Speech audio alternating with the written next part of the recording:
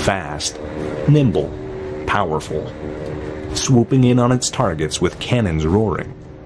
It can be none other, the Fairey Firefly.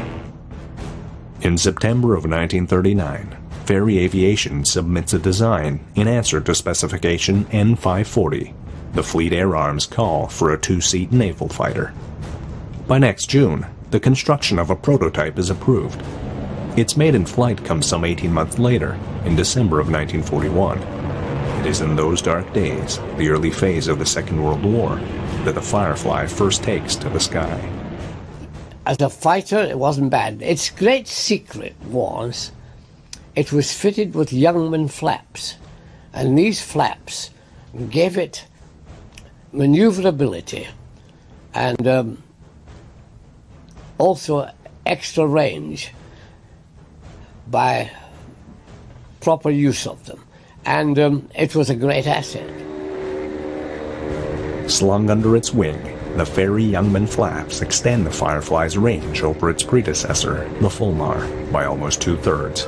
Rolls-Royce Griffin engines give it power enough to see it through its long missions out at sea. Good low-speed handling make the Firefly well suited for naval service. On the carriers from which it operates, arrestor wires can bring a landing plane from 90 knots to a standstill in just 30 feet. Not a bit too soon, for a single mistake spells disaster. In July of 1944 comes Operation Mascot, a trial by fire. Barely even commissioned, the HMS Indefatigable is sent with its complement of Fireflies to engage the Tirpitz, Germany's deadliest battleship. Fireflies provide fighter cover for a series of strikes against the Kriegsmarine's Titan. The attack is ultimately unsuccessful, but the Firefly has proven itself. And while the Fleet Air Arm prefers to use American Hellcats and Corsairs in Europe, the Firefly sees extensive service with the British Pacific Fleet. In the Far East, fleet carriers resound to the sound of its comings and goings. It is sent in advance of bombing parties to clear the skies of Japanese fighters. Following the end of the war, Britain is generous. Allied nations stock their squadron with the proven craft.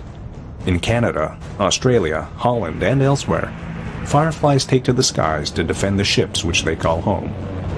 In nearly a dozen nations and across 5 continents, the Firefly gives reliable service for over 2 decades. And wherever the kingdom's duty draws it, there it also goes. During the Korean War, British and Australian Fireflies fly ground attack raids and anti-shipping patrols in support of the Allied war effort. 6 squadrons operate from 5 carriers, including the HMS Implacable, Indefatigable, and Triumph. In Malaya, Fireflies operate in the ground attack role.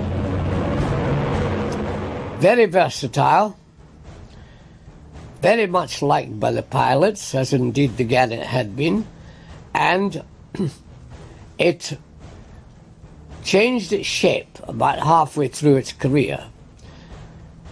Right up to the Mark 4 and 5, the Firefly was a good, useful aircraft, but not extraordinarily fast. It had very reasonable performance. But when it came to the Mark 4 and 5, the whole shape of the aircraft changed quite considerably. It gave a much better performance, and indeed, it was, if you add it up, it was one of the most versatile aircraft the Navy had, and robust and very reliable. It had a wonderful both engine and airframe reliability. Proving its versatility, the Firefly goes on to evolve far beyond its intended role. At first as a night fighter and a reconnaissance craft, but toward the end of its life, most Fireflies are converted into anti-submarine aircraft. In this they precede another Fairey plane, the innovative Gannet. In 1956, the Fleet Air Arm trades Fireflies for Gannets. When the production line finally rolls to a stop, over 1,700 Fireflies have been built in a total of 22 types.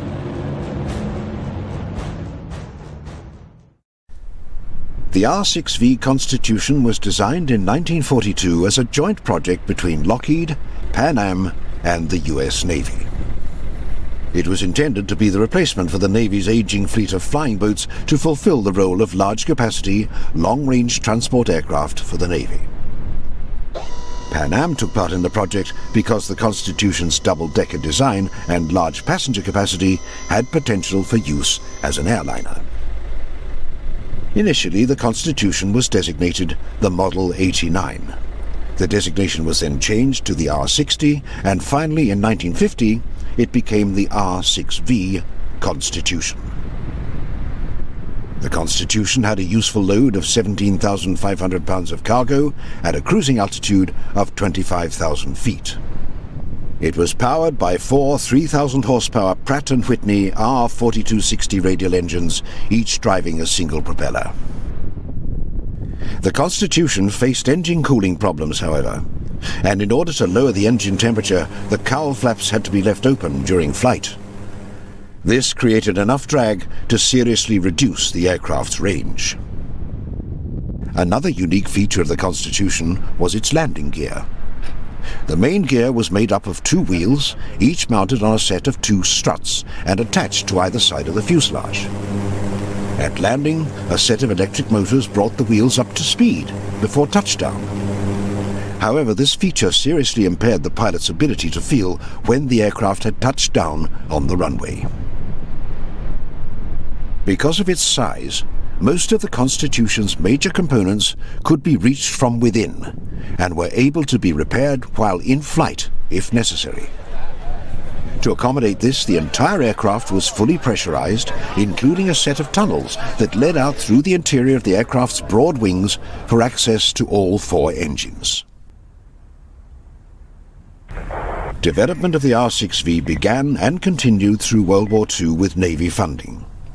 But by the end of the war, Pan Am was no longer interested in the massive aircraft. The Navy, however, ordered two prototypes, but although these two planes went into service with the Navy, the Constitution design ultimately proved underpowered and too large for practical use at the time.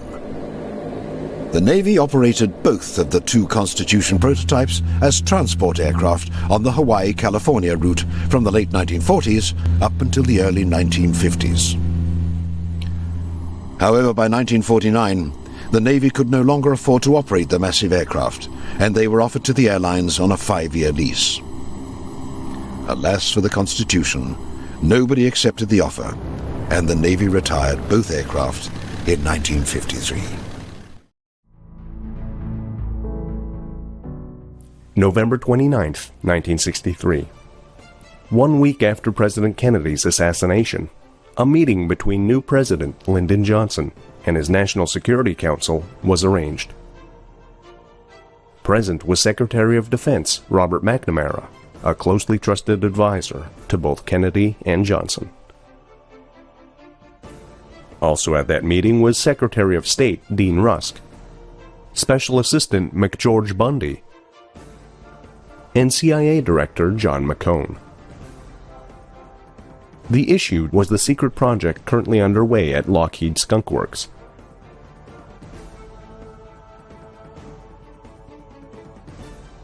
The aircraft, capable of Mach 3, an elevation of 100,000 feet, and a low radar cross-section, began during the Eisenhower era under the code name Oxcart. Giving the U.S. a huge advantage over the Soviets in aerial reconnaissance, the project was enthusiastically supported throughout the Kennedy years. The question now was, should the administration release any information about this state-of-the-art plane to the world? McNamara favored complete disclosure to the press. If information about the A-12 was revealed, it would severely weaken the case for another Mach 3 plane also being developed, the astronomically expensive B-70 Valkyrie, a bomber that was already obsolete and high on the Secretary of Defense's chopping block. Opposing the early release was McCone and Bundy. In a shrewd calculation, it was suggested that the president instead wait until closer to his re-election the following year, realizing that the plane, with all of its technological breakthroughs, could be used as political capital. It was the plan favored by Kennedy before he died, said Mundy. Johnson, after careful consideration, decided to hold off on Oxcart, or as LBJ said, keep his powder dry. In February of 1964, however, with Senator Barry Goldwater of Arizona, a top contender for the presidency, telling the American people that both the Kennedy and Johnson administrations had failed in sponsoring any new aircraft projects, LBJ decided to fire back. The result of the press conference caused the program to split into two different directions. The YF-12 Interceptor, mistakenly called the A-11 by the president, was sent to Edwards Air Force Base as an overt program. The reconnaissance spy plane, which later became known as the world-famous SR-71, would instead remain black.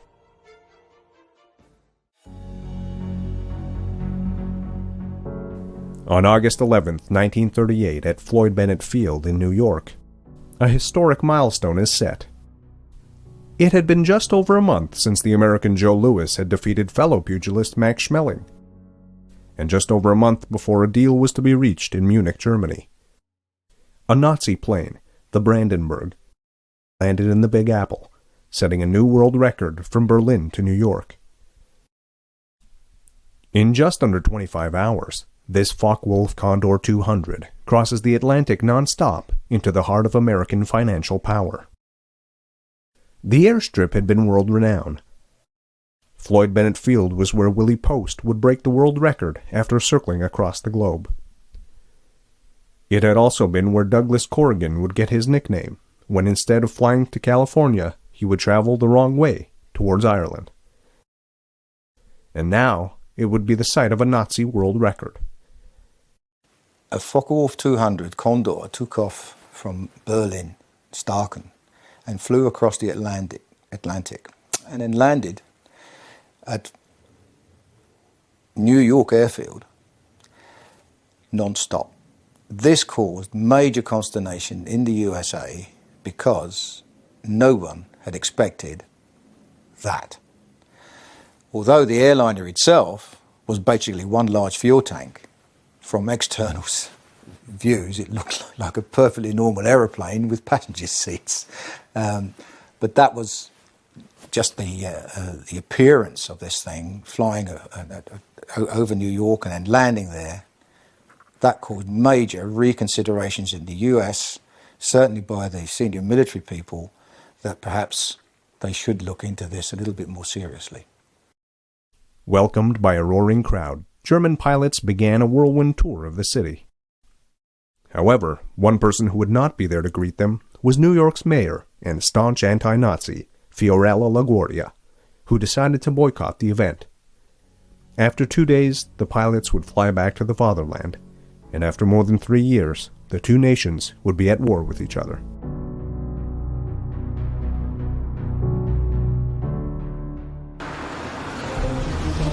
The Battle of Britain would live in infamy as one of the key moments of the Second World War, and it tested no one more than the commander of the Luftwaffe, Hermann Goering. After working in tandem with the Wehrmacht to conquer Western Europe, now the Luftwaffe would be on their own in a first strike against Great Britain. With so many victories behind them, it would take something special to stop the advance of Germany's incredible air force. Luckily for Britain, the investment in radio direction-finding technology, later known as radar, would be the key to halting the German war machine in its tracks, delaying any chance of a possible land invasion. Radar installations along the coastline would detect incoming German aircraft through the reflection of their radio signals. The chain-home RDF facilities located along England's coast allowed for formations of Luftwaffe aircraft to be picked up as they were organizing even above their own airfields.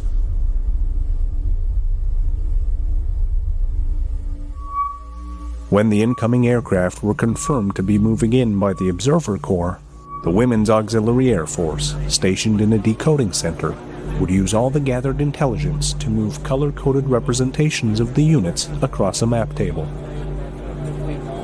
This complex system of detection filtered down to the fighter controller, who could then estimate where the enemy aircraft were headed. This allowed the RAF to scramble units and have them best positioned to repel the invading forces. This system was a major factor in England's defense strategy that saw them turn back Goring's previously unstoppable force. The V-1 missile's pulse jet engine. This key component of a German weapon would eventually be used in an effort to circumvent radar defenses, but it would not be used by Germany. After the war, the usefulness of this type of artillery would be considered by many of the world's major powers as a new step in warfare.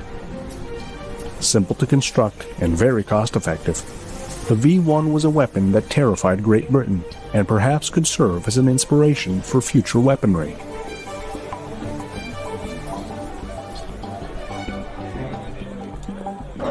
Not only was the V-1 cost-effective, but it also had flexibility on its side. Its ability to be launched from a ramp, sled, or from an aircraft made it very interesting, and the US military would commission their own version of the V-1, with plans to use it in attacks on Japan. But with radar technology becoming more and more advanced, perhaps a future use for such missiles could be as a countermeasure, one that would disrupt the enemy's radar system.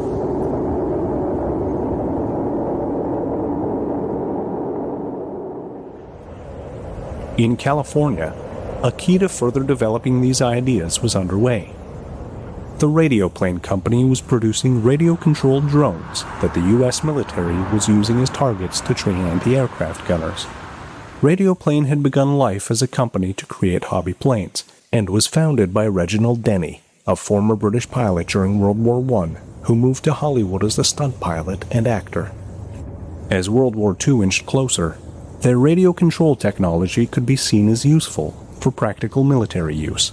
As the war progressed, the company became further and further drawn away from the hobby world. This would benefit one employee greatly, as a military cameraman photographed a young radioplane technician to start off her modeling career. The technician, Norma Jean Baker, would soon change her name to Marilyn Monroe. Using the radio control technology and marrying it to low-cost pulse jet engine, Radioplane created the GAM-67 Crossbow.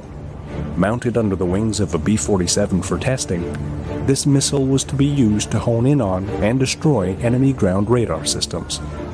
Another proposal was to use the crossbow as an electronic countermeasure drone to jam enemy radars. It could also be used as a target drone or to perform battlefield surveillance. The pulse jet engine was eventually replaced with a turbojet, and the straight-winged cigar-shaped crossbow could reach speeds of 675 miles per hour. 14 crossbows were built, but because of technical difficulties and as newer, more sophisticated systems were under development, the project was cancelled in 1957.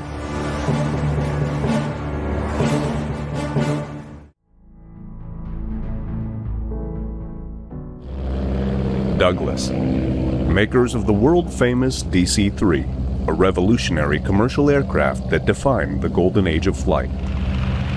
Used by the major American airlines, this twin-engine design made the airplane the preferred mode of transportation, providing both luxury and comfort for its up to 24 passengers.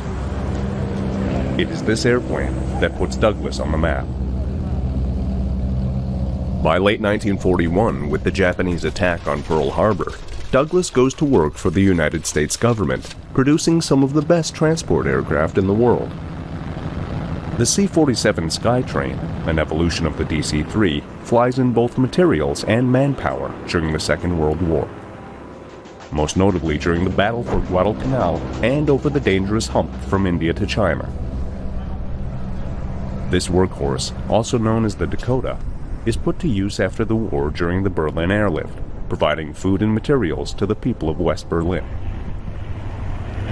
In addition to transport planes throughout World War II, Douglas solidifies its image as the makers of superb military aircraft. The Douglas Dauntless is used throughout the Pacific Campaign as a torpedo bomber. The A-26 Invader, a twin-engine light bomber, is used not only in the war against Japan, but also against Communist North Korea and during the early stages of the Vietnam conflict, having a lifespan of over 20 years. One Douglas design that is rarely mentioned by historians is the XB-19, a 4-engine heavy bomber made under pressure by the United States government. Being extremely difficult to build and possessing a gigantic price tag, this plane is only used for studying the problems associated with large bomber aircraft. Wheeled out in June of 1941, the only XB-19 ever produced is scrapped 8 years later. Douglas learns its lesson, letting its rival Boeing deal with all of the headaches associated with building gigantic 4-engine bombers. Another experimental aircraft built by Douglas during the war years is an oddly designed twin-engine bomber, the XB-42 Mixmaster. Having 2 counter-rotating propellers placed at the tail of the airplane, the purpose is to increase speed while reducing drag significantly. It is a concept similar to Germany's Dornier 335, based on the principle of centerline thrust propulsion, keeping the airplane on the straight and narrow in case one of its engines fails. The hope is that the Mixmaster can achieve the range of the B-29 Superfortress without its cost and size. Being tested in May of 1944, 1 month before the invasion of France, the XB-42 achieves a speed record of over 400 miles per hour. Unfortunately for Douglas, the Mixmaster is never put into mass production. With both Germany and Japan defeated, the need for an experimental long-range bomber evaporates. And with new jet technology about to burst onto the scene, the concept behind the XB-42, although appealing, is about to be rendered obsolete. Despite this harsh reality, Douglas does not throw in the towel on the Mixmaster. A plan is hatched to convert this plane from a military bomber to a commercial airliner, the same way the DC-3 was successfully converted into the C-47. Before jet technology reigns supreme over the civilian transport market, the centerline thrust principle can hopefully be the bridge between wing propellers and jets. Suddenly, the XB-42 is converted into the DC-8 Skybus. It is marketed for short and medium-range flights, promising to carry twice the amount of passengers at half the cost per available seat mile of the DC-3. Its sleek and unorthodox design symbolizes the brave new world of the 1950s, where people are willing to experiment with new concepts and ideas, hoping the technology can change their lives for the better. Having the comfort and luxury of previous Douglas designs, along with this new technology, it is hopefully a winner in the eyes of Pan Am and TWA. A marketing campaign is launched in hopes that the big airlines purchase these Skybuses the same way they rushed to the DC-3 during the 1930s. Sadly, this advertising blitz ends in failure for Douglas. A key sticking point is the plane's price tag. Using a more complicated arrangement than the XB-42 Mixmaster drives the cost of development through the roof, with the DC-8 Skybus priced at $100,000 more than its nearest competitor. Because of its astronomical cost, there are no takers in the airline business. The plane is scrapped by Douglas, who never again pursue this centerline thrust principle. And once jet technology arrives on the scene, the idea is considered out of date by the industry. The only artifacts that exist of this plane are mere drawing board designs. For Douglas aircraft, just like with their XB-19 bomber, it is a miss, being at both the wrong place and at the wrong time.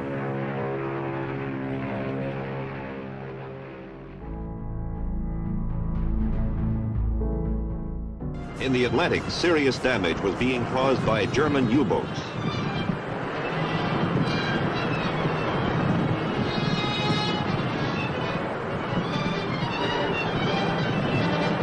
To meet the menace, B-24s were assigned to the Anti-submarine Command.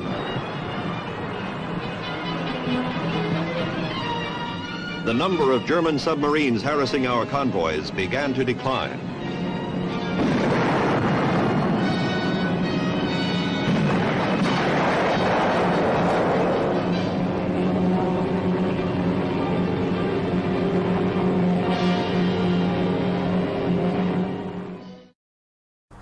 Our problem was in our training on our submarines in Germany. We had the problem that we never knew what new technology we would be confronted with when we were out there. All these things like radar and covering the black hole, all these things came as a surprise to us. We could not really prepare for it. And the big weapon, of course, which was devastating to us, was the development of radar and its use by airplanes. That caused an enormous amount of losses in the German submarine fleet, from which it really never recovered. Airplanes in general, whether they were Liberators or the flying boats, whatever airplane, it was for us a matter of life and death somehow to escape from their attacks. And the problem for us was that the enemy, our enemy at that time, had developed this practice of scanning the horizon in an airplane for submarines at the surface. And if they did not find one, they switched the radar off and flew another 100 miles or something like that before they switched it on. And at that particular time, very often they had a submarine right there in their sight, and gave the submarine very, very little time to submerge.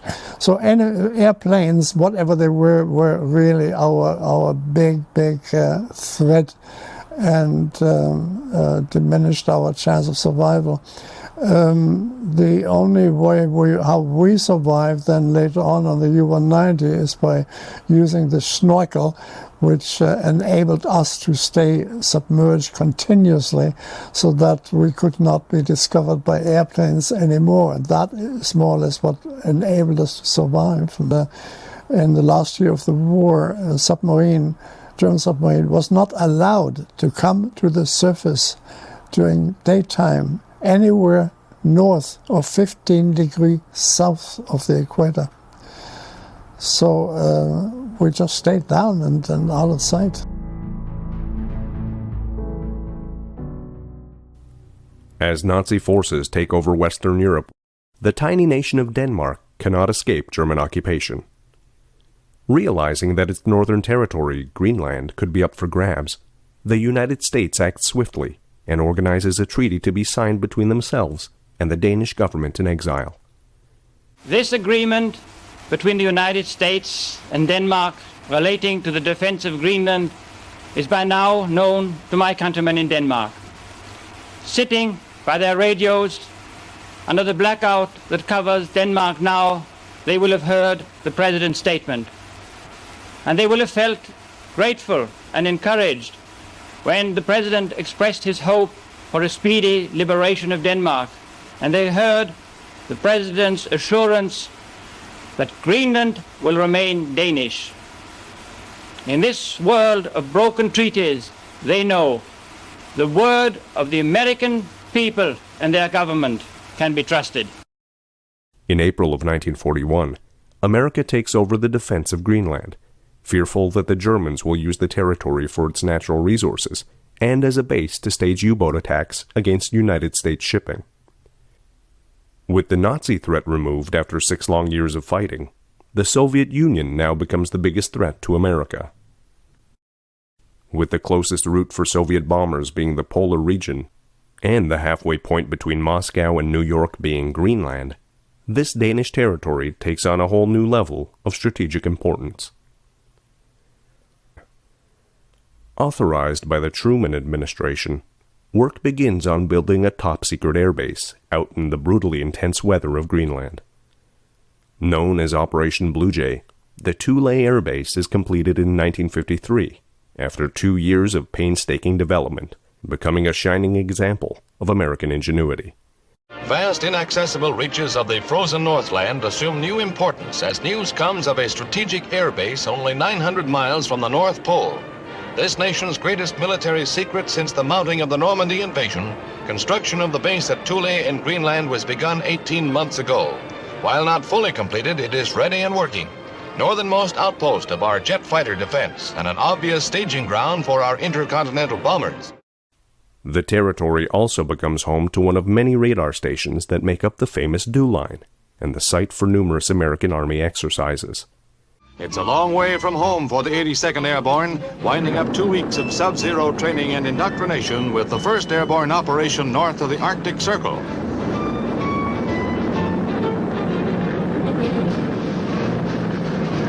The Joint Air Force and Army maneuver brings to the highest peak modern tactics for combat at the top of the world. Something new for this frosty wasteland where mere survival has always been a full-time job and warfare unknown.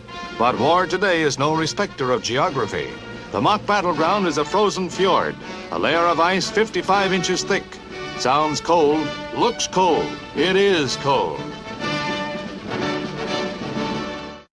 Strategic Air Command is based at Thule, with many of the Cold War's most famous bombers being stationed in this Arctic wilderness. The B-36 Peacemaker, the B-47 Stratojet, and the B-52 Stratofortress will, for a time, be based on this vitally important piece of real estate. As the threat changes from bombers to missiles, the B-Muse early warning system is also built inside Greenland in order to detect any approaching Soviet ICBMs, so that they can hopefully be stopped before landing on major North American cities. While still thousands of miles away, the missiles would be detected by B-Muse, the ballistic missile early warning system. Instantly, B-Muse would flash the warning to NORAD and to MAR, indicating the speed, direction, and number of attacking missiles. MAR would then detect, track, and identify the real warheads from the decoys in microseconds. Thule becomes a symbol of American Cold War defense. However, on January 21, 1968, a B-52 plane carrying 4 hydrogen bombs crashes in Greenland, causing the death of 1 crewman and widespread radioactive contamination. The news of this broken arrow reaches all the way up to the White House. The crash of the B-52 carrying nuclear weapons late yesterday afternoon. During the night, our people and states worked with representatives of the Danish government on a news release which is scheduled to be put out at 10 o'clock this morning, which simply acknowledges that a B-52 carrying nuclear weapons, all of which were unarmed, crashed, and we anticipate no danger from it. It crashed, as you probably know, 7.5 miles from Thule, Greenland, on the ice. It burned. It either all or in major part fell through the ice into 250 feet of water. The Danes have an election tomorrow. Today is the last day of the campaign. The statement made is sensitive in relation to the election. I think the Danes and state and we are all in complete agreement on what should be said. I'm told by our people, inclusive of Harold Brown and others who are familiar in detail with nuclear technology, there is no danger from this. A massive cleanup effort follows. However, many questions still surround this crash and the nuclear weapon that is unaccounted for in one of the worst environmental disasters of all time.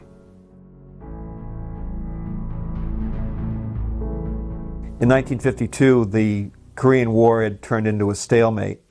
But during that time, the North Koreans were launching a series of offensives. And one tool that they were using was a dam called the Hwachon Dam. It's a dam that goes into a river, and because they control the waters of the dam, the North Koreans could choose to either hold back the water to increase their ability to advance on the UN troops, or they could flood. They could release the water and have it flood the UN positions. So at any rate, it was important that the Hwachon Dam be taken out or controlled. The initial thought was to send in a group of Army Rangers to briefly capture the dam and disable the controls. That was unsuccessful. A second attempt was high-level bombing of the dam to try to take out the control gates for the dam. that was done, but that was unsuccessful. So finally, the job was turned over to U.S. Navy carriers and air groups. And they attempted to send in, they did send in flights of Sky Raiders and Corsairs, literally to bomb the gates of the Watchon Dam. Now, this is a concrete dam, a massive concrete dam, and it was clear pretty early on that they could drop the bombs, but it would only make a minute dent in the dam.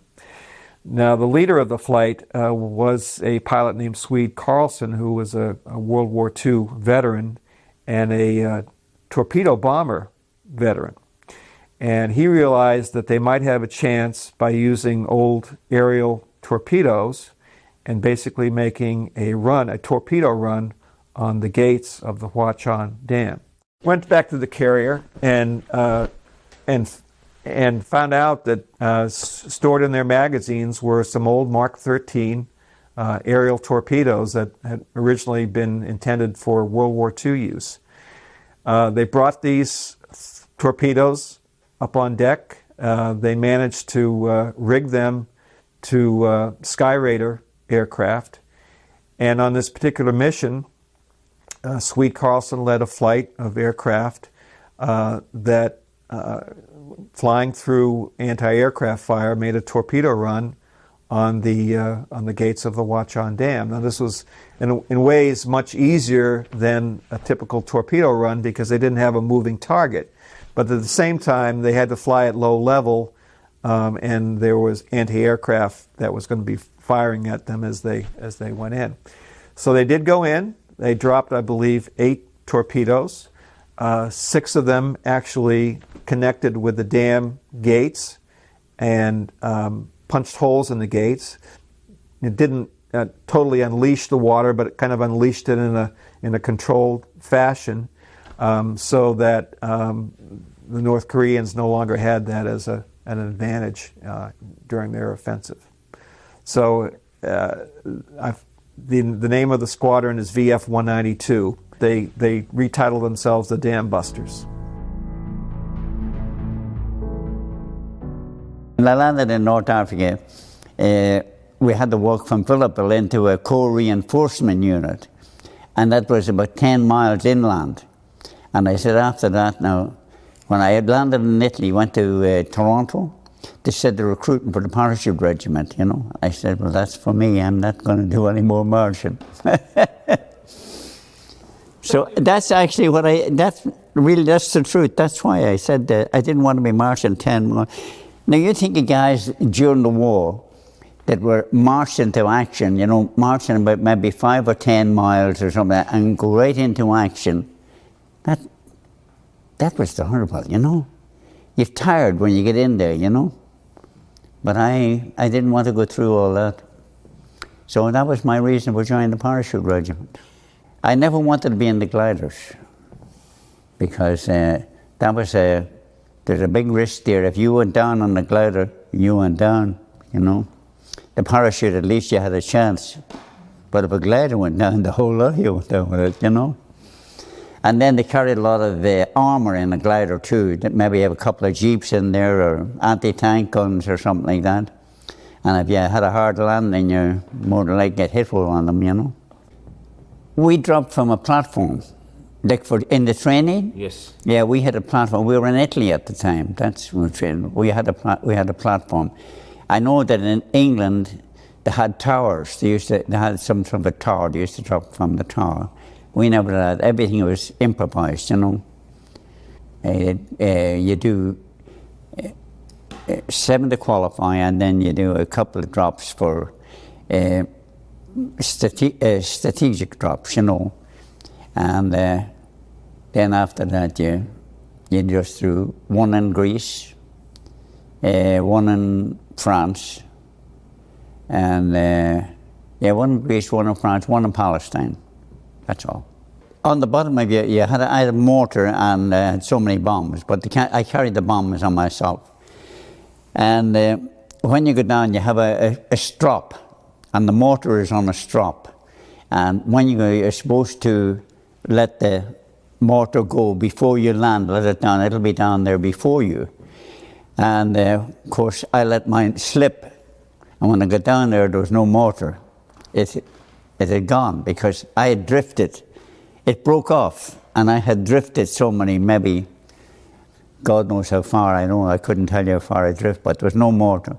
The only thing I found then was on the ground, I found a thing belonged to an American, because we were kind of a mixed drop, Americans and British. And I lifted up this, I had a .45 pistol that some of the Americans had dropped. I had that. And a kind of a, not a smock, it's, you know, like, it goes over your head and it's got a pouch in the front and a pouch at the back, and I had that. That's all the equipment I had.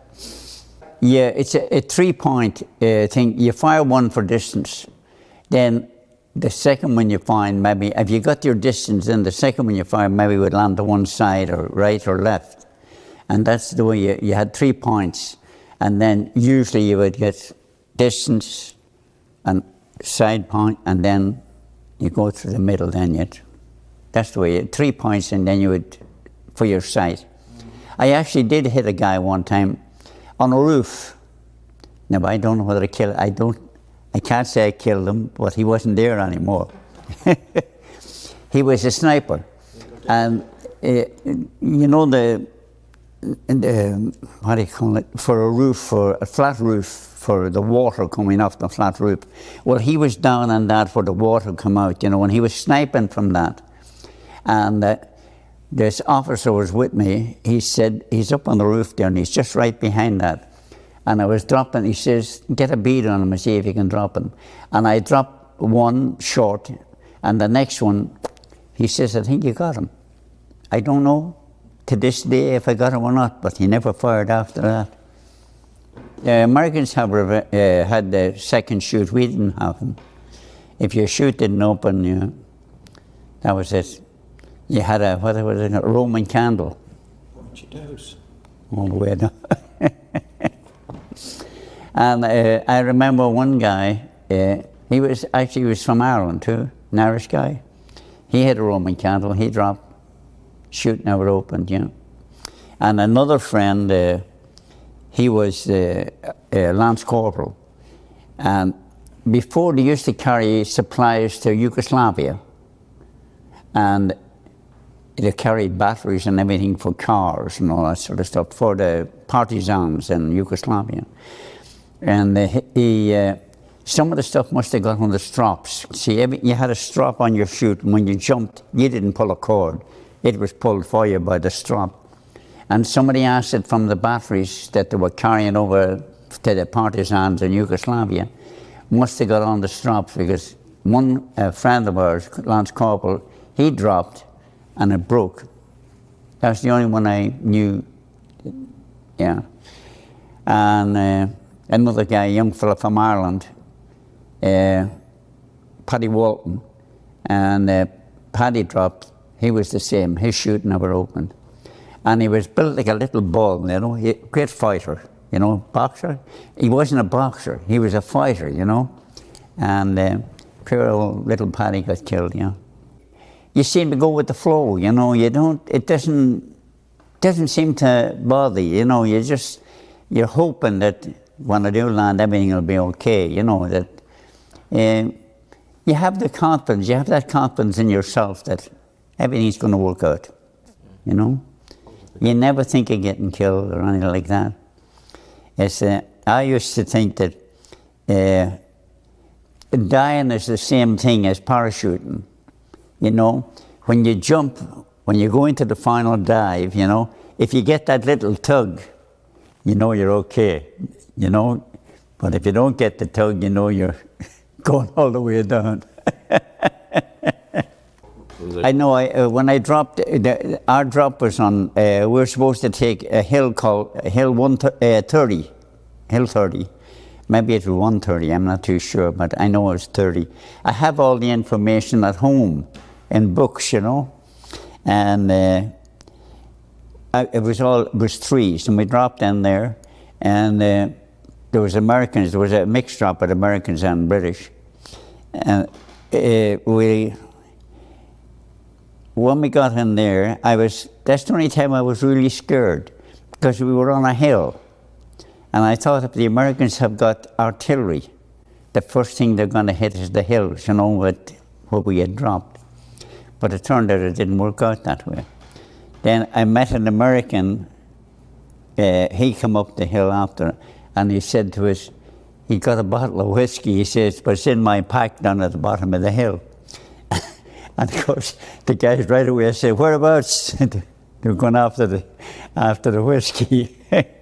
We were going through houses, you know, and if there's a row of houses, and you know there's somebody up at the top of the end of the row, and they get there, they do what they call mouse holing. You go through this house into the next house and keep mouse holing until you get down in line with the house that maybe there's a sniper down there or something. Yeah. And one fella, he was trying to get through, he had a pickaxe on the back of his pack. And he was trying to get through the hole. That's the way we were going to go down the street. And the pickaxe, when he get through, the pickaxe couldn't get through it. And he said, the guy pulled him back and he said, let me go through. He got through, and there's a guy waiting on the other side and shot him right through the head. Talk about, you know, tell him right there. Look at the draw. Yeah, look at the draw. We had another friend of ours too, if you want to hear look at the draw. We had a fellow called Dinger Bell. He was a sniper. And he was up in the window. This is school, this was in Greece. And he got up in the window and he had the snipers right with the telescopic lens and the whole bit on it. And he was in the window there trying to pick somebody off. I could see somebody. Another fellow called Dinger Bell. And Dinger come up and he said, let me have a go with the sniper's rifle, you know. So Dinger said, okay, and he gave him the rifle. And no sooner he gave him the rifle, bang, Conliffe got shot right through the head. There was a guy who had a bead on him. But talk about luck, you know, he just stepped away and the guy got shot. A friend of mine, I have it back in Belfast or in Northern Ireland, and I have a medal. He sent me a medal, and you have that, you wear that medal if you go into a parachute club. If you don't wear the medal, you have to buy a drink. See, it's a catch-22. So I have the medal, I keep that close. Somebody asked me, is that for bravery? I said, no. It's to save money.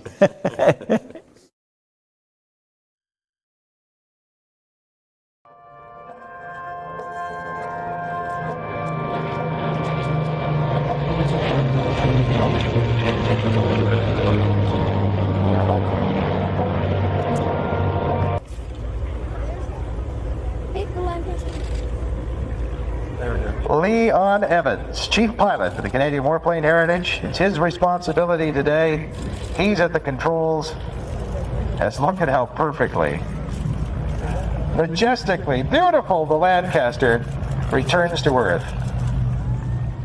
I started, my love of flying went back before I went to public school.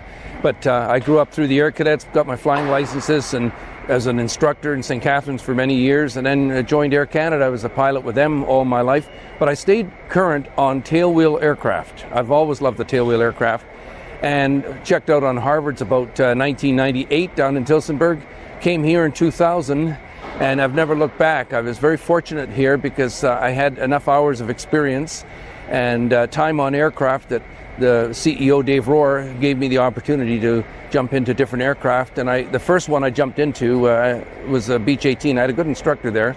And I moved up to the DC-3. And then one day he just said, we need somebody on the Lanc and you're the man in line. Sometimes you're in the right spot at the right time. You know, you look at it, first of all, you see that huge bubble canopy up there. It's a greenhouse in the summer. We sweat. The Brits were worried about the heat too. They were trying to keep warm in the night bombing raids. We're trying to keep cool. You notice the big long bomb bay doors. They're 34 feet long. They were designed that long to carry the huge bomb that it was designed to carry, the Grand Slam. You also notice the fact you've got 3 turrets. Where's the bottom turret? Some of the airplanes had a ventral turret that was remote controlled and could move up and down. They decided after they installed them in a couple of hundred aircraft that, no, we don't need that.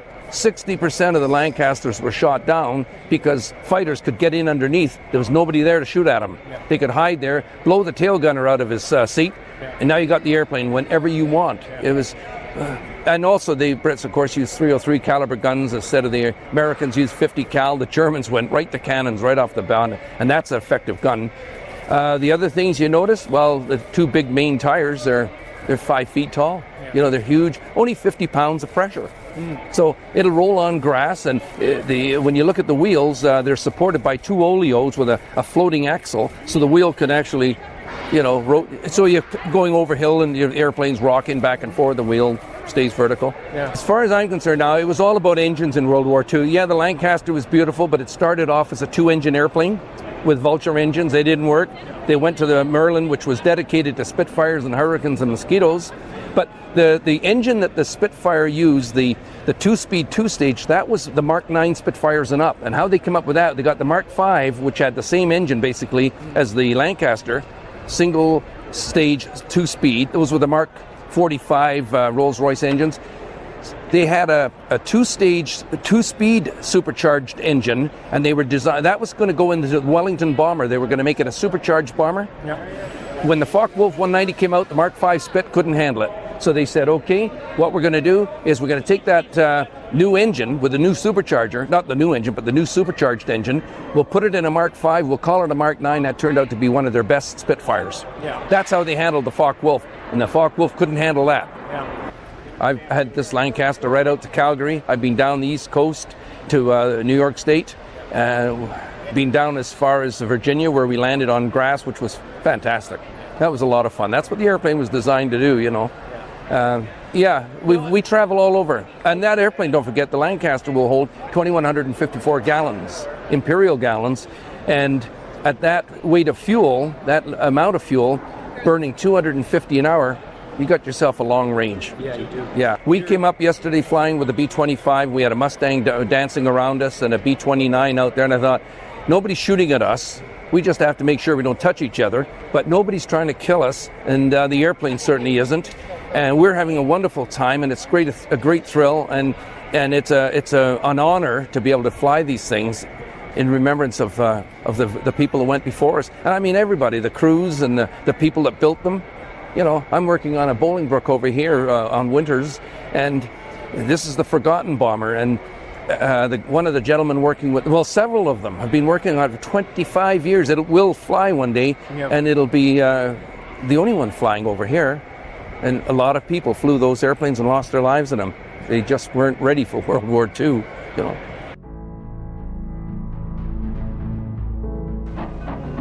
During World War II, the train, a mode of transportation that had been slowly dying with the ascendancy of both the automobile and the plane, made a remarkable comeback.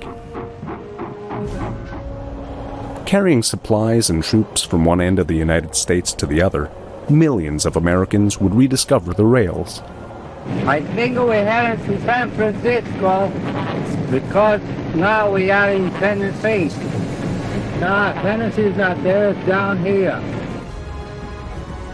With both gasoline and tires being rationed, getting around by train became the only option for the majority of people.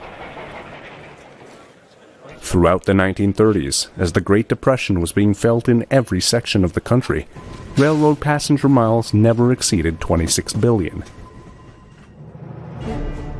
In 1944, that number had shot up to 91 billion. In terms of freight, over 70% of the materials used against Germany and Japan were shipped by trains, peaking at 714 billion ton-miles by 1944. It became the heart and soul for the arsenal of democracy. This war is going to go on. Coal will be mined no matter what any individual thinks about it. The operation of our factories, our power plants, our railroads will not be stopped. Our munitions must move to our troops.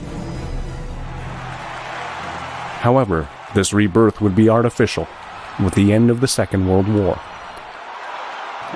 As Americans returned to their daily lives, the demand for hauling freight declined drastically, never being able to reach the records it set during the war again. And in terms of passenger service, the railroad faced a daunting foe in the city of Detroit. Churning out new model cars year after year, Americans, enjoying a period of post-war prosperity, would choose the automobile as the preferred mode of transportation for shorter distances. By 1960, 74% of families living in the United States owned at least one car, a luxury only a generation before. And with the creation of an interstate highway system, people could now travel coast to coast on their schedules. But the biggest nail in the train's coffin was the aircraft. At first, many railway executives thought that with the competition being weather-intensive, they could still hold on to a substantial share of the passenger market. As airplanes endured 10 times the fatalities, the hope was that many people would think twice before boarding a plane. And with new luxury passenger cars, the train with its illustrious history could still hold on in this rapidly changing marketplace. Unfortunately for the railroads, the exact opposite transpired. Before the war, air travel had accounted for just 2% of intercity passengers. By 1957, they were now the leading common carrier in terms of revenue passenger miles.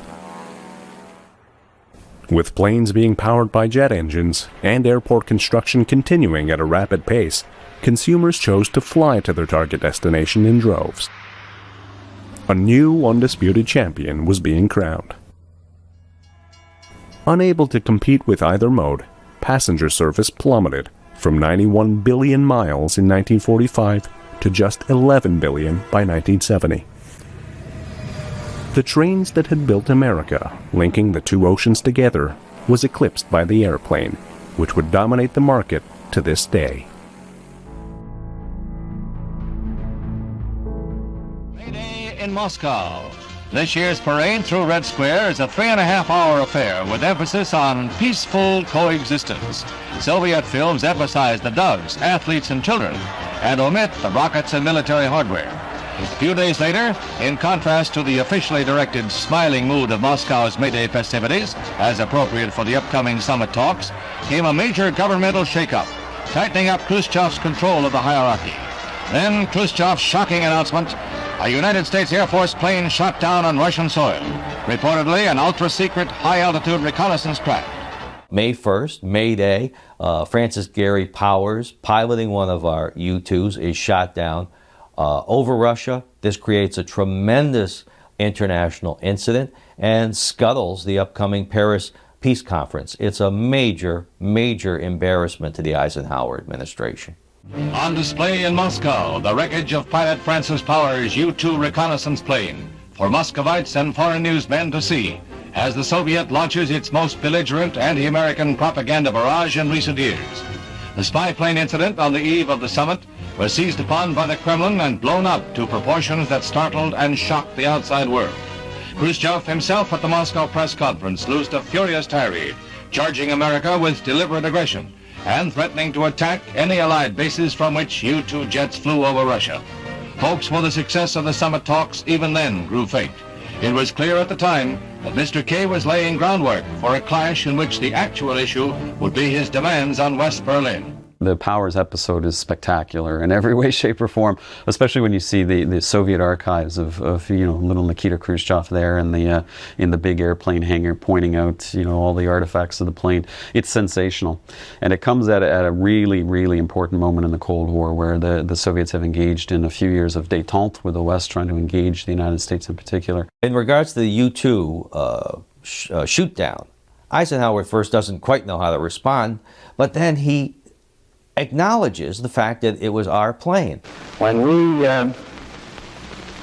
admitted publicly that the U-2 belonged to us and it was on a reconnaissance mission, we were doing something that in a modern world, that was the only way we could find out, get any information on about a closed society. and a society that is constantly threatening us by their strength, boasting about what they could do to the world and all the rest of it. Now, this does not put the United States on trial whatsoever. If they want to say that they're putting me on trial, that's their privilege.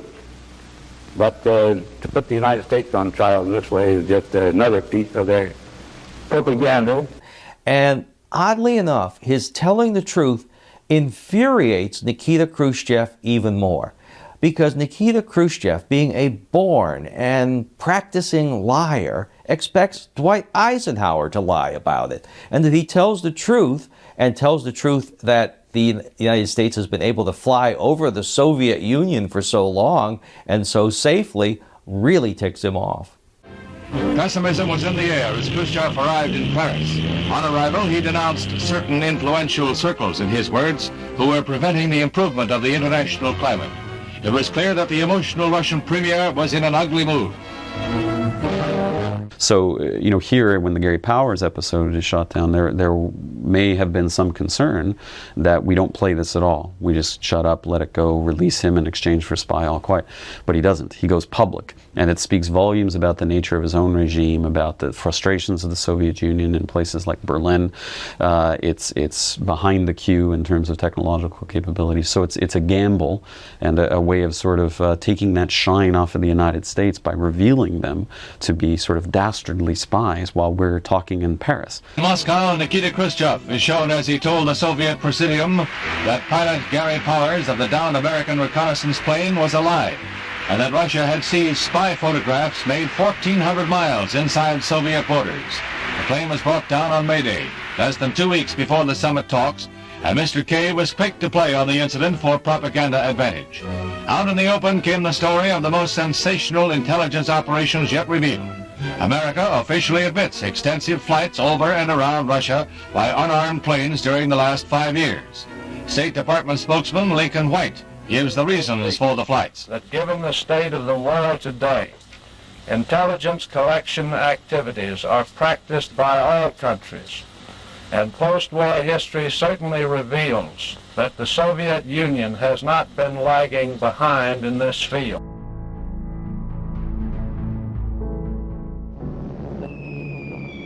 December 1937.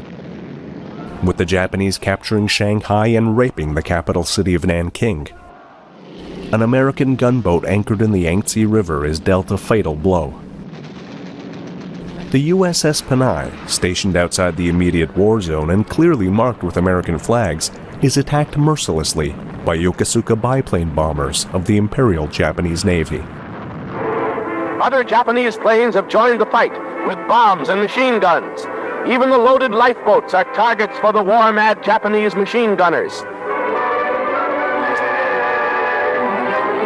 The riddled Panay bears her wounds bravely, but she is doomed without question. By the time the dust settles, 2 Americans are killed and 30 are wounded. Back in Washington, President Roosevelt demands to see film taken during the assault. After viewing it alongside Secretary of State Cordell Hull, both agree that the hour-long bombing of the Panay is no accident. Despite Japanese claims to the contrary, this incident is seen by Roosevelt as a deliberate act of aggression, done by a nation that is gobbling up the continent of Asia at an unprecedented rate. Despite calls by Secretary of the Navy Claude Swanson to immediately declare war on Japan, FDR, knowing that U.S. forces are too small, as well as fearing an isolationist backlash, decides to accept Tokyo's apology. Given a bill for $2 million, reparations are paid promptly by the Japanese government, and the incident is all but forgotten for nearly 4 years. In retrospect, the sinking of the Panay would serve as a warning for a larger-scale attack, conducted on December 7, 1941.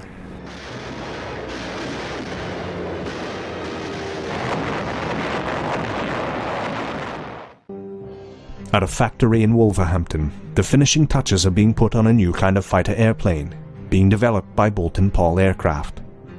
But this fighter is far from ordinary. Unlike its counterparts, it sports a rear-facing turret.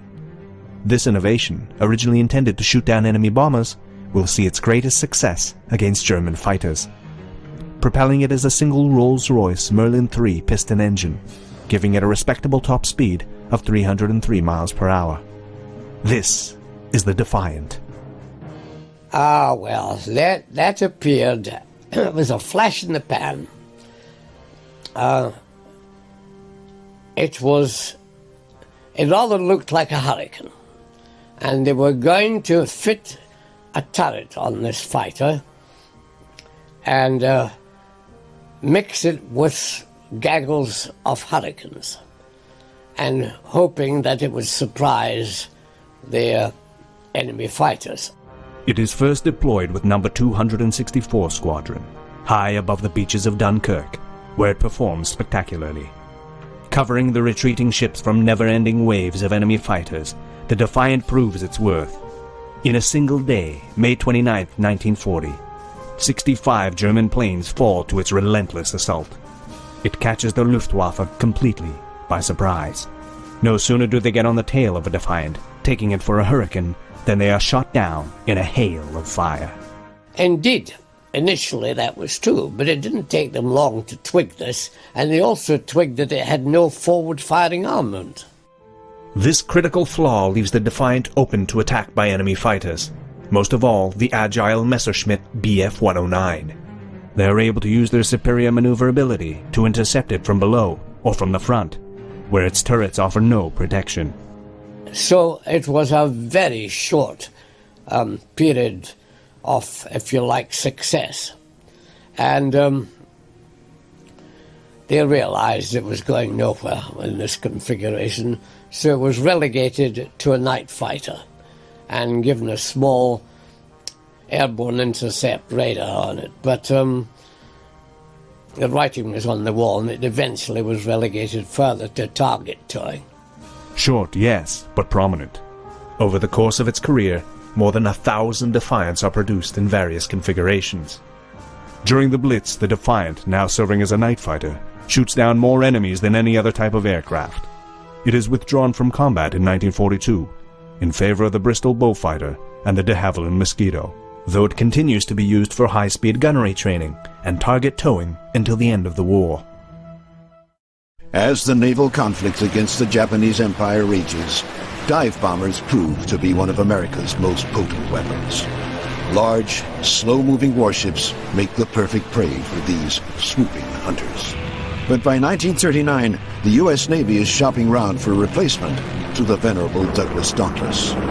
Curtiss Aircraft submits a design, and everything looks good on paper. The plane is faster and has longer range than its predecessor. But in practice, problems quickly begin to arise. Countless modifications delay the schedule by more than 2 years, meaning that production doesn't begin until mid-1942. In addition to Curtiss's own factory in Ohio, 2 Canadian plants, Fairchild Aircraft and Canada Car and Foundry, are contracted to manufacture the Helldiver. The latter falls under the management of Elsie McGill, Canada's infamous Queen of the Hurricanes. Despite constant modifications totaling more than 880 before production and many more afterwards, problems persist throughout its career. Pilot complaints are frequent and lead to the plane's designation jokingly being referred to as son of a bitch, second class. Captain Eric Brown, a test pilot with the Royal Navy, recalls. The American Helldiver, disaster. I've never known an aircraft that was introduced into service and had so many modifications applied to it to get it right. It followed a rather simple aircraft, the Douglas Dauntless, as a dive bomber. It was bigger, could carry a bigger load, etc. But once you've said that, you've said it all. It had nothing to recommend it once it got in the air. It suffered a lot from, once you popped the dive brakes for the dive bomb, it suffered a lot from vibration, and it was very difficult to sight accurately with it. And altogether, frankly, it was not a pleasant airplane to fly, particularly on Turkana. Despite the reputation it earns among pilots and ground crew, the Helldiver is not an unmitigated failure. Its excellent range is perfect for crossing the vast reaches of the Pacific Ocean. With them on board, the striking radius of American carriers is greatly extended. What's more, it is some 14 miles per hour faster than the Dauntless, making it an elusive target for Japanese fighters. The Helldiver's trial by fire comes in November of 1943 when planes from the USS Bunker Hill fly bombing sorties against Japanese forces in Papua New Guinea. It is in the Pacific that the Helldiver distinguishes itself and makes a significant contribution to winning the war. In the spring of 1945, as Operation Tenichi-Go launches a massive suicide mission against American forces on Okinawa, Helldivers are instrumental in bringing down the two largest warships of World War II, the crown jewels of the Japanese Navy, the titanic battleships Yamato and Musashi. Following the end of the war, surplus Helldivers are sold to Allied navies whose squadrons have been devastated by wartime attrition. They find further use in Greece, Italy, Portugal, Australia, Thailand, and finally France, where they are used heavily throughout the First Indochina War. But as the 1950s come to a close, the era of dive bombers has come and gone. Military tactics have shifted, signaling the end of this once indispensable aircraft.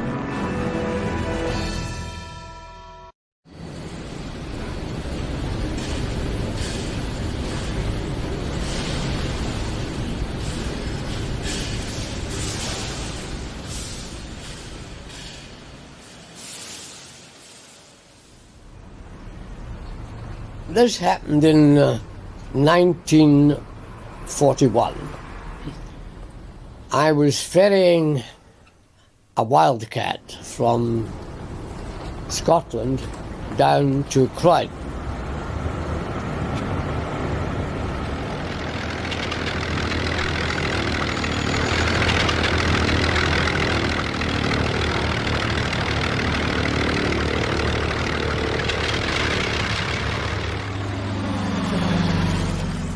I ran into extremely bad weather over Lincoln, and it was any port in a storm. I went into Cranwell. Although they were reluctant to have me, they realized the weather was bad and they let me land there. And I was astonished to find the place alive with civilians. And I thought, this is an RAF airfield. Where are all the RAF people? And there were civilians everywhere. When I got out and asked what it was all about, there was a great conspiratorial air about everybody. Nobody would tell me why these people were all there. And I was roomed up with a guy who was a very nice fellow. I became very firm friends with him. And I kept asking him what all this was about. And he wouldn't say, and as a diversion, he took me off to the cinema that evening to keep me quiet. And anyway, I found out later that he was the installation engineer for the jet engine on the E-28, the first ever jet aircraft in this country. But anyway, the next day dawned, and it was not a very good day. And the control tower, I was about the only visitor there, you see, with a Wildcat, with any sort of airplane, and they said, would I do a weather test? And which I did, and I noticed when I was up, it wasn't very good weather, but enough to see that there was an awful lot of activity around one particular hangar. And the hangar doors were wide open, and I flew very low when I came back to land, but was hoping to see into this hangar, but I really couldn't. But I was getting more and more intrigued with what was going on. And I did 2 or 3 of these weather tests, and eventually I said, well, you know, the ceiling was such and such, and it was flyable just, but it was fairly late in the evening by this time. While I was mooning around my Wildcat, getting it refueled, etc., all this activity in the other hangar, suddenly out of it popped an aeroplane with no propeller on it. And I'd never seen a jet airplane in my life, and I didn't really know anything about jet propulsion. And anyway, I watched this with great interest, and it eventually took off about 7 o'clock in the evening, and the screaming noise that it went off at, and I was absolutely intrigued by it. And of course, nobody would tell me anything about it. Always they were just quiet, but there was much jubilation at the end of it when it landed. And I left probably not much wiser when I left Cranwell the next day. And it transpired, of course, this was the first flight of a British jet aircraft. And strangely enough, by turn of the wheel, I eventually was flight testing this aircraft in the jet flight at Farnborough.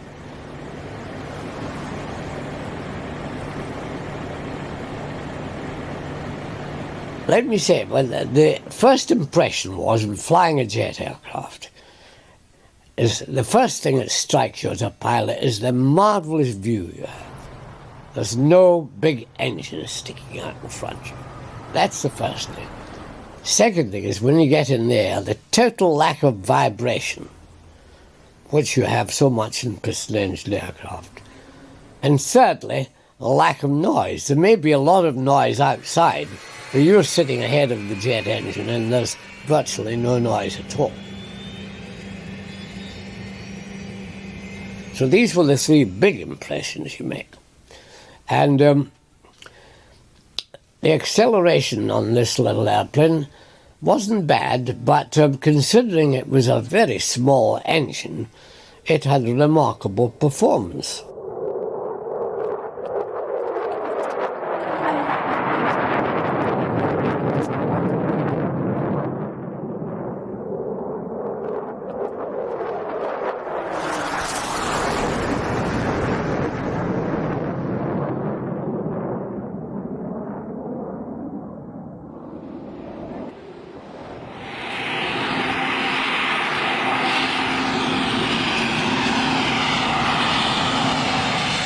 And eventually the Meteor came out, I may say, not very long indeed after.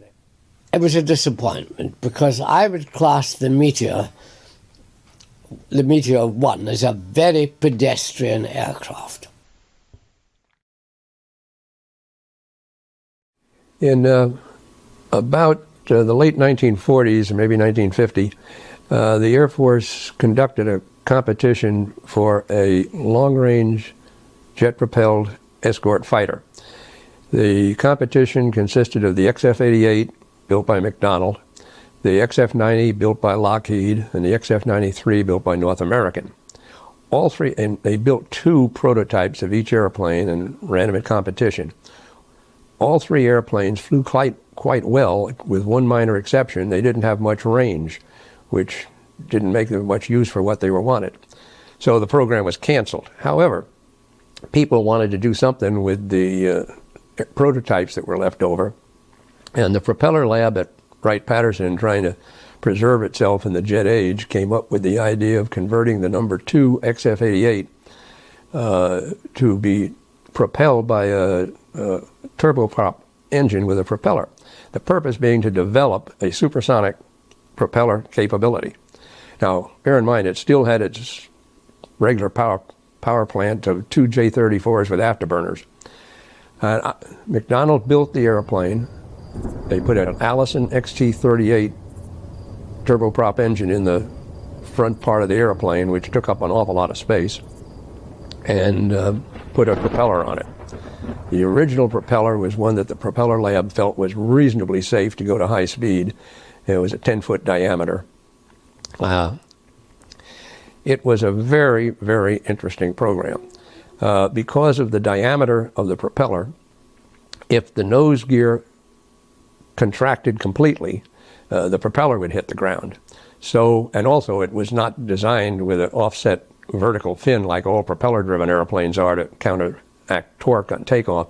So what we did was we always took off with the propeller in the feathered position in an X, so the blades were as far from the ground as possible, which in turn caused all sorts of comment. And since I was doing this at Lambert Field, which is a commercial field in St. Louis, from airplanes waiting to take off, you know, there would always something to the tower, the effect of, I presume that pilot knows what he's getting ready to do with his engine feathered. But yes, we did. The other thing I should mention was that if you thought that the airplanes were short on fuel to begin with, after they put that XT-38 in, they took out so much fuel that this airplane had 288 gallons of fuel.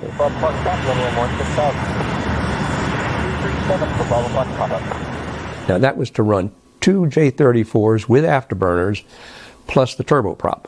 So the flights lasted between 15 and 20 minutes. Take off, climb to whatever test altitude it was, make one acceleration, throttle back, feather the prop, come in and land. During the latter part of the program at high altitude, when I'd finished the test run at whatever speed I could get the airplane up to, and the propeller worked reasonably well. You could notice the increase in power above 0.9 Mach number. The airplane would go about 0.91 with its afterburners. And then if you added power, you get up to about 0.94. The airplane, however, when I started to dive it, would get up to about 9.5, and then that would be about it. Well, McDonnell was claiming that I was getting supersonic in these dives based on their airspeed calibration. Well, we didn't quite buy that, in that we had a rule in flight test that no jump, no supersonic. So on the very last flight scheduled out there, I told our people to stand out on the ramp, and I would end up aiming the dive at the field. And if they heard a sonic boom, we'd say, okay, you went supersonic, regardless of what the airspeed indicator said. Well, it turned out that I ended up overflying the field ever so slightly. So instead of just pushing over into a dive, I rolled over and split S. And wow, things started happening real fast.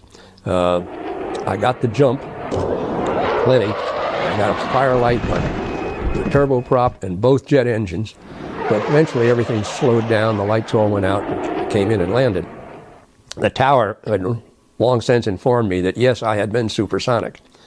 Several years later, when I was managing the General Dynamics office in Houston, old Mr. McDonnell was there down at the Cape for a Mercury shot, and I was introduced to him, and somebody said, you know, and he's the one that flew the XF-88B, and he said no, and except he got about 3 feet away when all of a sudden it stopped, and he turned around and said, I remember you.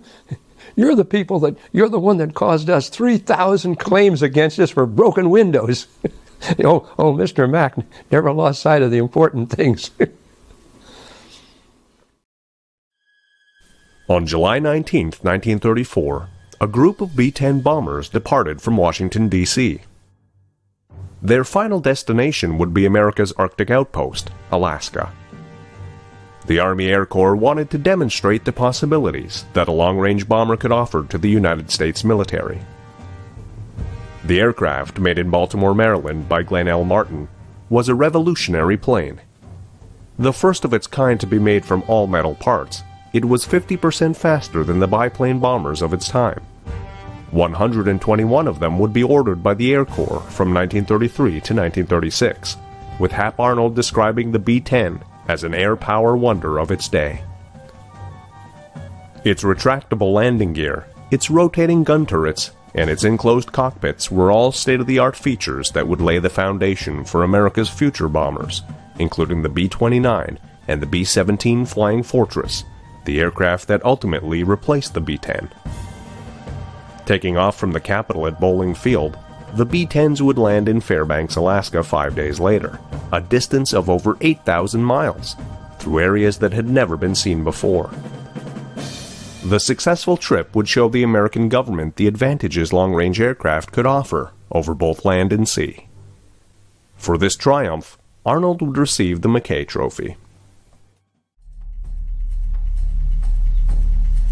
Well, the Wellington as you know, was of geodetic construction. And if one wanted to make a high altitude airplane for reconnaissance purposes, one would be faced with a tricky proposition of fitting a pressure cabin in there in geodetic arrangement. One has to say Vickers made a first-class job of it. They had a capsule which was an elongated capsule, rather like a large sausage, with 3 crew in that capsule. It was very successful, and it had a little, I would say almost, porthole on top of the fuselage for the pilot. It was like a fishbowl, actually, goldfish bowl. But it had the same skinning, double skin, as the Wellington later produced. But it was purely for the pilot. There were windows in the capsule for the crew, and these were always also sandwich windows. The airplane was not pleasant to fly at all. One of the problems was with a strange arrangement for the pilot, who was sitting literally with his head in this goldfish bowl. It was difficult to see anything in the cockpit. He was in an awkward position where he could barely reach the throttle on one hand and the fuel cocks on the other. They were so distant from him in this elevated position. I found it difficult to fly in bad weather conditions. It's almost as bad as looking through a clear view panel on a thing like a Spitfire.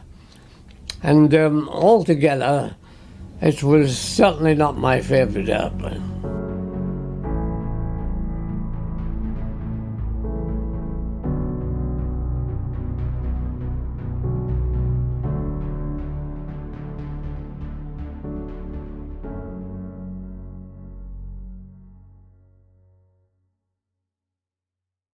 .616 Squadron, Changing of the Guard.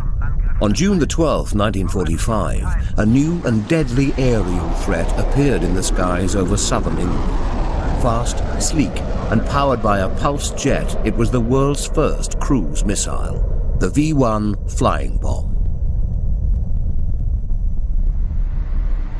In response, the RAF rushed into service its most advanced and secret weapon, the Gloucester Meteor Mark I.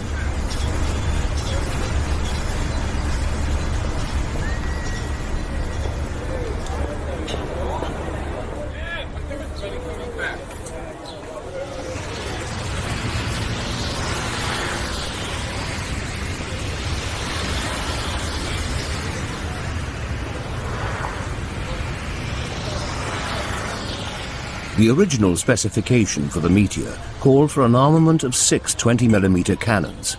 This was later scaled back to 4, and when the Meteor entered service, it was armed with a Hispano Mark V short-barreled cannon. During the Second World War, the Hispano 20mm cannon was the standard armament for all British-built fighters. In 1943, a new, lighter version of the cannon entered service, equipping the Tempest and the Meteor. Unfortunately, the Meteor would be plagued by constant jamming, which was caused by updrafts in the carriage case ejector slots. Long before the first Meteor prototype flew, Gloucester Aircraft received an initial production order in September 1941 for 20 aircraft.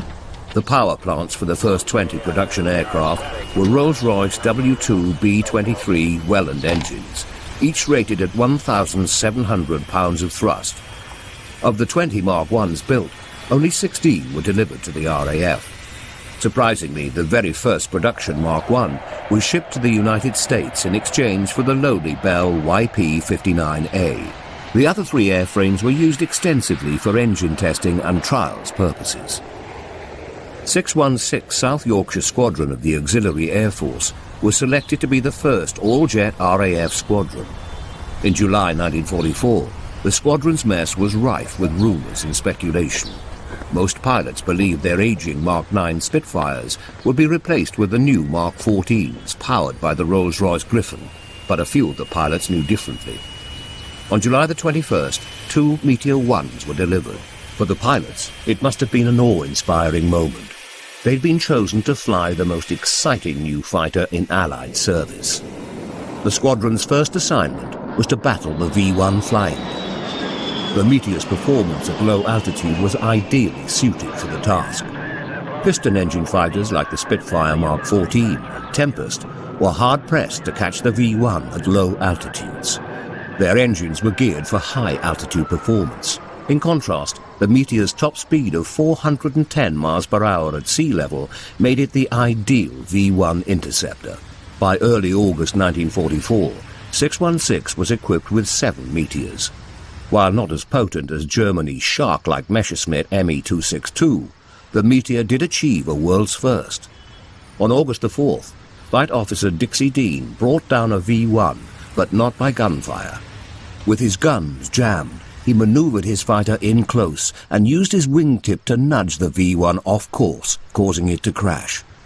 It was the world's first jet versus jet encounter, and by the end of August, 616 Squadron was credited with 12 V-1s destroyed.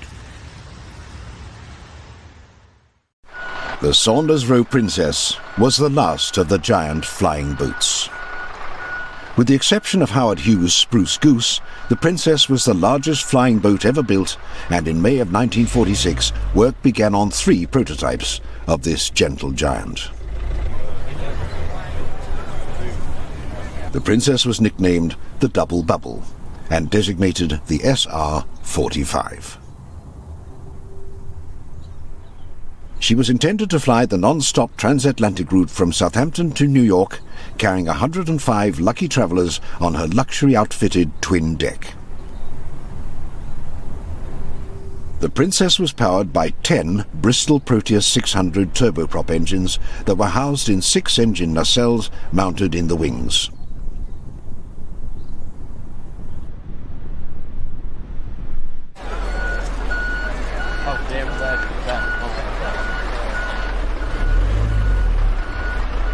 The 2 outboard engines powered single propellers, while the 4 inboard engines were the Bristol coupled Proteus.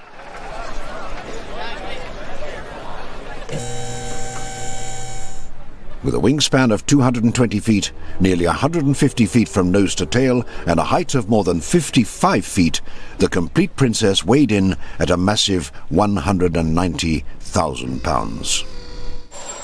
In August of 1952, more cost-effectively than flying boats. But it was not to be. And in 1967, all 3 prototypes of the elegant Saunders Row Princess were dismantled, and the era of the flying boat came to a close. The Germans had, during the war, had done a considerable amount of work on wingtip towing. What they were doing was, their theory was that you could add anything out on a wingtip of an airplane, and the increased in aspect ratio of the wing gave you sufficient lift to more than counterbalance the increased drag. So in effect, you got free fuel tanks, which is one of the things they used it for. Somewhere along the line, and it was one of the Germans that came over, Ben Homan was his name. It was one of the paperclip crowd that came over after the war. And he was convinced that what you really ought to do was tow a couple of fighters on the wingtip looking at the B-36. Since we couldn't come up with a fighter with sufficient range as an escort fighter, the idea was that the bomber would carry his own escort, and when he came under attack, they'd release and go fly. And the idea was to carry 3 of them, 1 on each wingtip and 1 in the fuselage. The 1 in the fuselage, the pilot could get out and relax and do whatever he needed to do and eat, and then they'd take turns rotating around. That was pretty far out idea, but that was the idea. And they went on to a program, I believe it was called Tom Tom, in which they put 2 F-84s on the wingtip of a B-29. The effort to keep the airplane out there flying was, the workload was tremendous. So what they had to do was get an autopilot that would keep the airplane stable. Bud Anderson and Johnny Davis were flying the 284s on a B-29. They were flying out of the Republic plant on Long Island. And it was to be the first test of the autopilot. Bud Anderson hooked up, could not get his autopilot to engage, so he disengaged from the B-29. John Davis hooked up on the other wing, engaged his autopilot. Immediately, there was a hard over, nose up, which pitched the airplane, rolled it, enough elevator, hooked up like that, caused the airplane to rolled over, came down on the wingtip of the B-29, knocked half the wingtip of the B-29 off. That airplane went in with its full crew. John Davis flew around for a while, but couldn't get out, and he was killed on landing.